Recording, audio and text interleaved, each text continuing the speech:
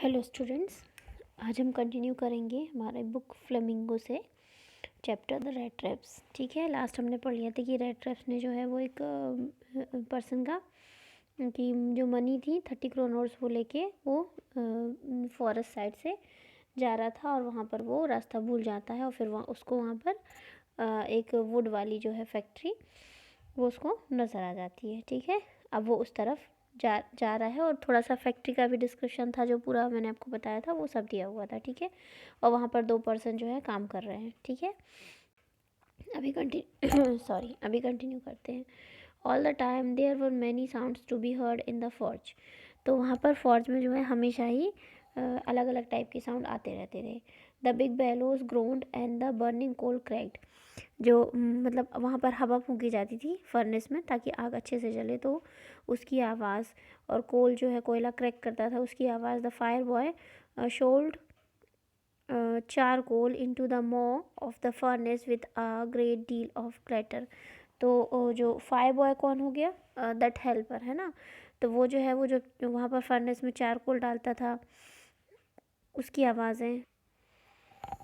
Shovel मतलब कि शायद कोई बड़ी बास्केट जैसे कुछ होगा, तो शोवेल से जब वो चारकोल उठा के फर्नेस में डालता था तो उसकी भी बड़ी ज़ोर से आवाज़ आती थी। आउटसाइड रॉड द वाटरफॉल, बाहर में एक वाटरफॉल था उसकी भी तेज़ आवाज़ आती थी। And a sharp north wind whipped the rain against the brick tilde roof.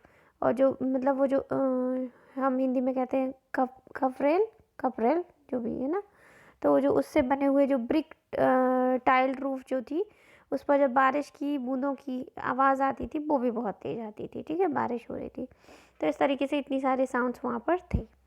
It was probably on account of all this noise that the blacksmith did not notice that a man had opened the gate and entered the forge until he stood close up to the furnace। फिर क्या हुआ, इतनी सारी आवाज़ों की वजह से जो ब्लैक स्मिथ था वो नोटिस नहीं कर पाया कि कोई आदमी जो है गेट खोल के अंदर आया है और फॉर्ज तक अंदर आ गया, जब तक कि वो फॉर्ज के पास आके खड़ा नहीं हो गया था, तब तक उसको नोटिस ही नहीं किया उसने। ठीक है, surely it was nothing unusual for poor vagabonds without any better shelter for the night to be attracted to the forge by the glow of light which escaped through the sooty pane and to come into the warm themselves in front of the fire। तो यहाँ पे वो भी मतलब समझ में आ रहा था कि बस ऐसे ही घूमते फिरते वो जो खाना बदोश टाइप के लोग होते ना, मैंने आपको पहले भी ये वैगोबॉन्ड बताया था ना, तो वो उस टाइप का कोई पुअर आदमी है, इसको शेल्टर की ज़रूरत थी और फर्नेस की आग और ये सब देख के यहाँ चला आया है ना। ये उन्होंने सोचा खुद को गर्म करने के लिए, खुद के लिए शेल्टर के लिए वो इधर आया है। The black Smiths glanced only casually and indifferently at the intruder।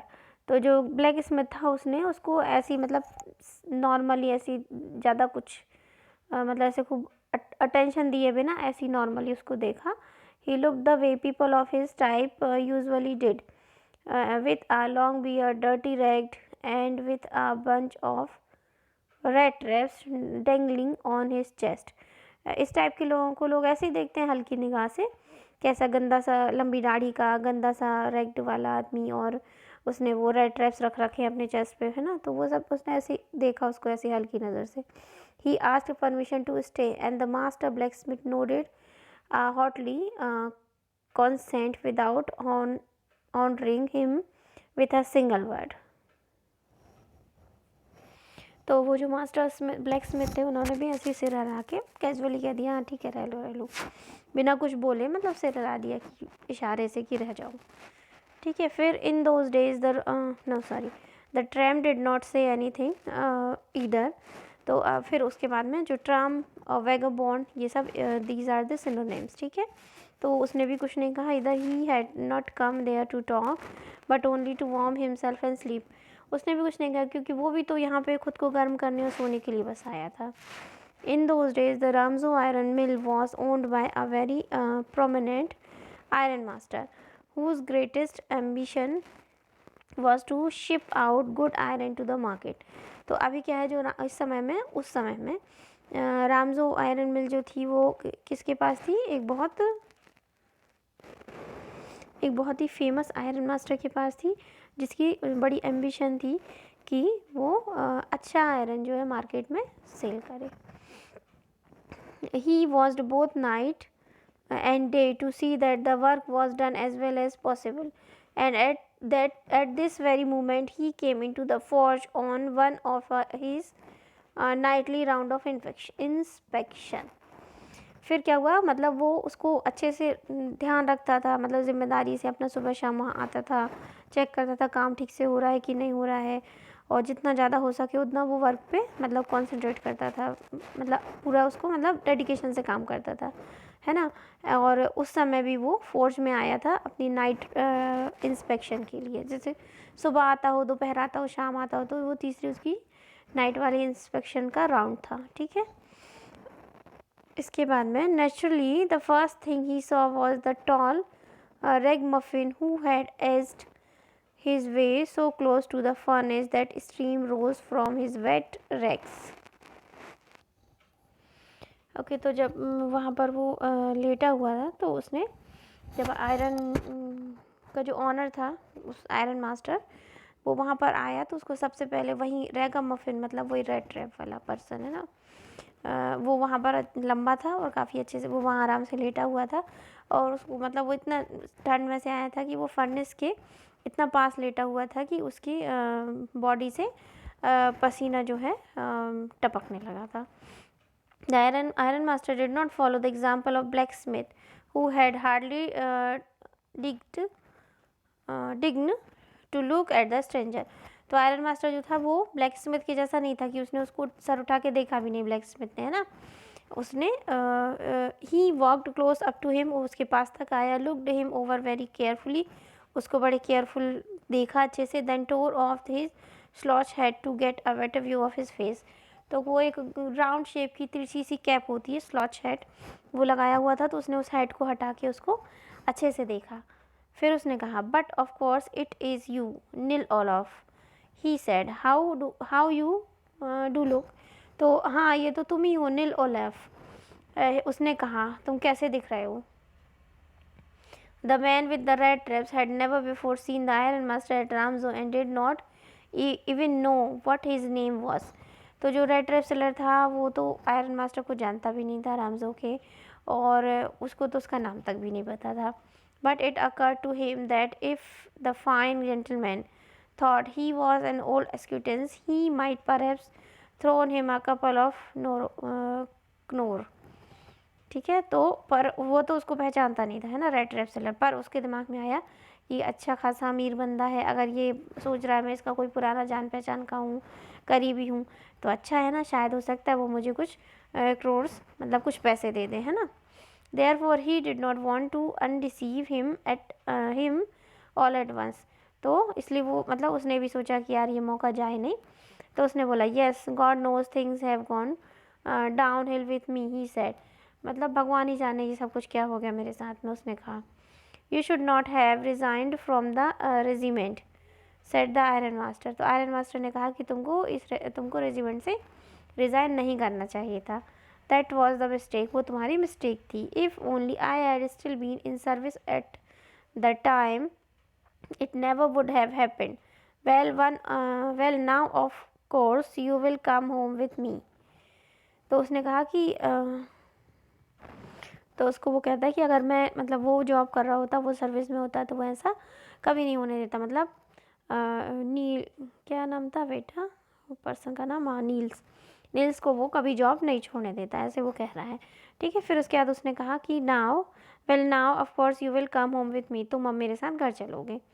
To go along up to the manor house and be receive by honour like an old regimental command.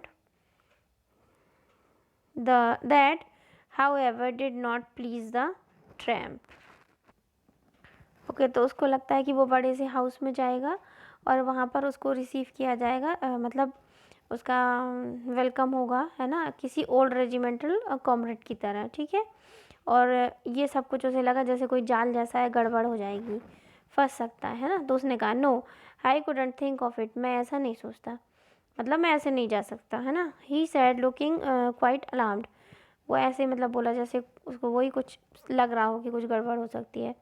He thought of his 30 crores, उसने अपने 30 crores के बारे में सोचा। To go up to the manor house would be like throwing himself voluntarily into the iron lion's den, तो ऐसे बड़े से अमीर के घर में जाना ऐसा है जैसे कि खुद को अपनी इच्छा से शेर की डेन में फेंकना। He only wanted a chance to sleep here in the forge and then sneak away as inconspicuously as possible। तो उसको बस ये था कि बस उसकी रात कट जाए, यहाँ सो ले वो फोर्ज के पास में, और बढ़िया सुबह उठे और कोई किसी का मेरे पे ध्यान ना जाए, कम से कम लोग मुझ पे ध्यान दें और मैं यहाँ से निकल जाऊँ। ये बस उसका इतना इंटेंशन था। The iron master assumed that he felt embarrassed because of his measurable clothes. तो अब आयरन मास्टर जो है उसको ऐसे लगा कि शायद उसको थोड़ा सा मेरे मतलब फ्रेंड को थोड़ा एम्बेरसमेंट हो रहा है, क्योंकि उसके मतलब ये बहुत अमीर है और वो बहुत गरीब है, तो उसको थोड़ा सा एम्बेरस हो रहा है, वो इसलिए नहीं जाना चाहता।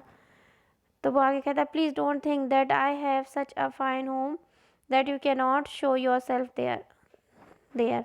तो वो कहता है प्लीज़ ऐसे मत सोचो कि मेरे पास खूब बहुत बड़ा बंगला है, घर है, और ऐसी मेरी हालत है कि तुम खुद को वहाँ पे दिखा भी नहीं, मतलब मैं इतना अमीर हूँ कि तुम वहाँ पे खुद को शो भी नहीं कर सकते, ऐसा कुछ नहीं है।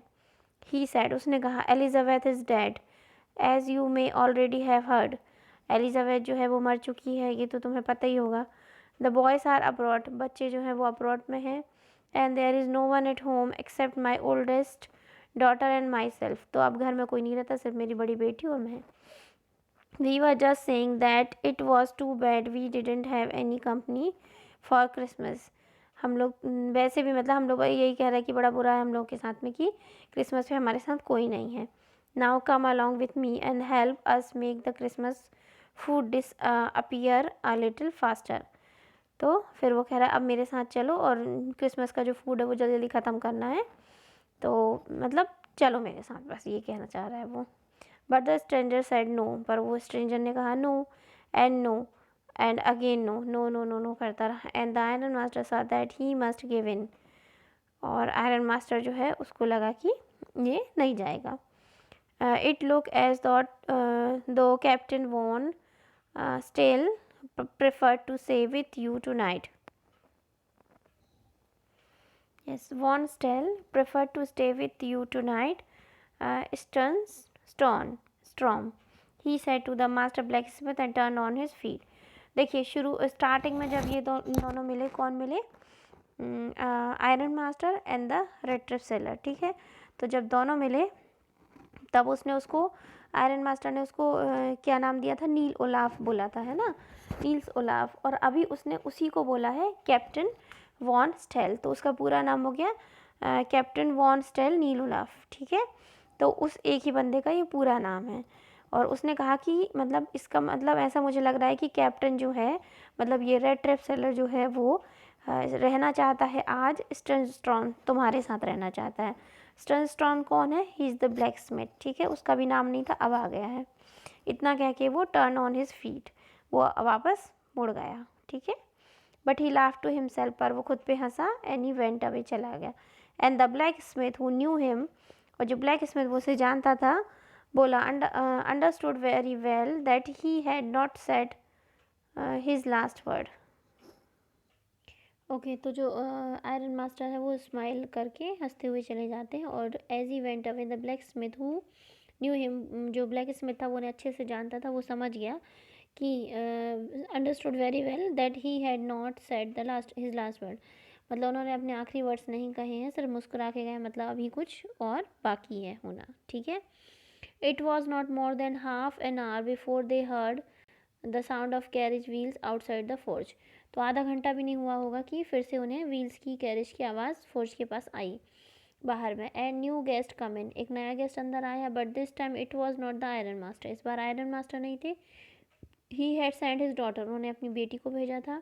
Apparently hoping that she would have better power of persuasion than he himself, ये सोचते हुए कि उनकी बेटी के पास में परसुएशन मतलब किसी को मनाने की, किसी को कन्विंस करने की पावर उनसे आयरन मास्टर से ज़्यादा है, ऐसा सोच के उन्होंने उसको भेजा। ठीक है, इसके बाद में she entered followed by a valet carrying on his arm a big fur coat. तो वो अंदर आती है, एक अपनी वैलेट मतलब एक अपनी सर्वेंट या नौकर के साथ आती है, carrying on his arm a big fur, वो अपनी आर्म पे एक बिग फर का कोट रखा हुआ था। She was not at all pretty, तो वो जो गर्ल थी वो ज़्यादा कोई सुंदर नहीं थी, but seemed modest and quite shy, but काफ़ी मॉडर्न लग रही थी और थोड़ी सी शर्मीली। In the forge everything was just as it had been earlier in the evening, forge में सब कुछ वैसा ही था जैसा शाम को था। The master black Smith and his apparents still sat on their bench and iron and charcoal still glowed in the furnace. वो मास्टर और उनका अपेरेंट जो साथ में उनका हेल्पर था, दोनों अभी भी बेंच पे बैठे हुए थे। आयरन और चारकोल वाला काम फर्नेस में भी वो सब ग्लो कर रहा, जैसा जो चल रहा था सब चल रहा है। The stranger had stretched himself out on the floor and lay with a piece of pig iron under his head and his head pulled down over his eyes. और जो वो लेकिन वो जो स्ट्रेंजर था, स्ट्रेंजर मतलब द रेड पेडलर जो था, वो वहाँ पे आराम से फैल के पसर के सो गया, मतलब लेट गया था, है ना। और उसने एक पिग आयरन का, कच्चे आयरन का पिलो बना के पीस अपने सर के नीचे रख लिया था। ठीक है, और उसने अपने कैप को जो है अपनी आंखों पे खींच के सो रहा था वो। As soon as the young girl caught sight of him, तब तक जब तक कि वो गर्ल उसकी आँख में मतलब नज़र नहीं आई। She went up and lifted his head, वो आई और उसका जो हेड था वो उठाया।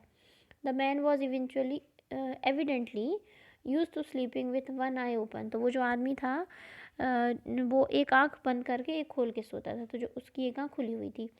ही jumped with abruptly and seemed to be quite and frightened, वो एकदम घबरा के उठ गया और मतलब काफ़ी डरा हुआ था। फिर गर्ल बोली, my name is Edla Willmansson, said the young girl, उसने अपना नाम बताया, नाम याद रखना है, Edla Willmansson. My father came home and said that you wanted to sleep here in the forge tonight, मेरे पापा जब घर पहुँचे तो उन्होंने मुझे बताया कि आज आप फॉर्स में सोना चाहते हैं। And then I ask permission to come and bring you home to us, और फिर मैंने उनसे परमिशन ली और मैं आई हूँ आपको घर ले जाने के लिए। I am so sorry Captain, वो सॉरी बोलती है, that you are having such a hard time, आपके साथ मतलब बड़ा बुरा हुआ या बुरा समय आपका चल रहा था। ठीक है, she looked at him compassionately with her heavy eyes and then she noticed that the man was afraid, फिर उसने बहुत मतलब दया से उसको आदमी को देखा एंड उसने नोटिस किया कि जो आदमी है वो डरा हुआ है।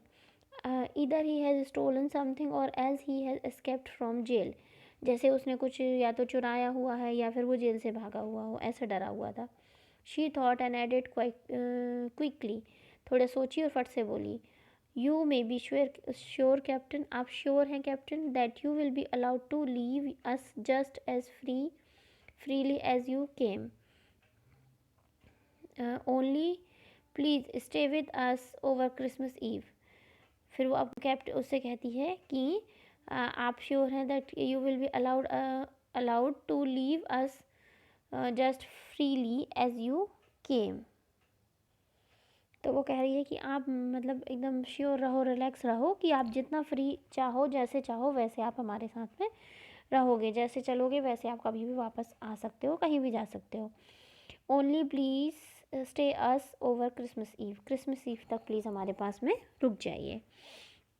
She said in such a friendly manner that the rat trapper must have felt confidence in her, उसने बड़े फ्रेंडली तरीके से कहा कि आखिर में रेड पेडलर को जो है उसकी बातों में मतलब उसके कॉन्फिडेंस में वो आ गया। ठीक है, उसको फील हुआ। इसके आगे हम नेक्स्ट वीडियो में कंटिन्यू करेंगे नया और now I am giving. Okay, so this is your homework. Question 1, who was the owner of Ramsau iron mills? Why did he visit the mills at night? Second one is the how did the iron master react on seeing the stranger lying close to the furnace? Sorry, this is third, huh? I'll edit it. Yes, third one is the why did the stranger not tell the iron master that he was not Nils Olaf. Question 4. Why did the Iron Master speak kindly to the peddler and invite him home? And 5.1 is the why did the peddler decline the invitation? ठीक है, so these are your 5 questions, your homework, and this is it. Till then, take care. Goodbye. Thank you.